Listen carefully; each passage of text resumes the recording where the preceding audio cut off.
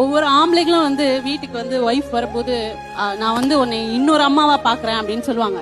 But அப்படி பாக்குறாங்களா இல்லையான்னு தெரியாது.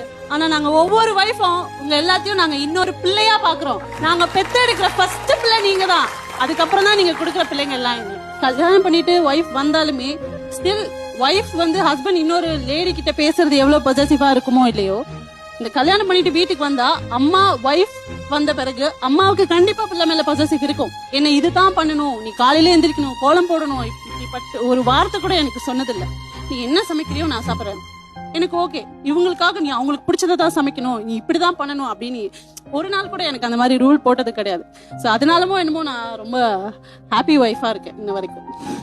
உங்களுக்கு பிடிச்ச நடிகர்ல இருந்து ஒரு வயசு கொடுங்க. அம்மா பிள்ளையாக இருப்பது தப்பு கிடையாது. அம்மா சொல்வதை முழுமையாக நீங்க வந்து கேட்டுட்டு பண்ணணும்னு அவசியம் கிடையாது. அதில் எது நல்லது கெட்டது என்று தீர்மானித்து அந்த பொறுப்புல நம்ம எல்லாருமே இருக்கணும். மனைவி நீ இன்னொரு அம்மான்னு சொல்றமே, அப்ப அம்மாக்கு கொடுக்கின்ற அந்த மரியாதையும் அந்த அன்பையும் ஏன் மனைவிக்கு கொடுக்க தவிர்க்கணும்?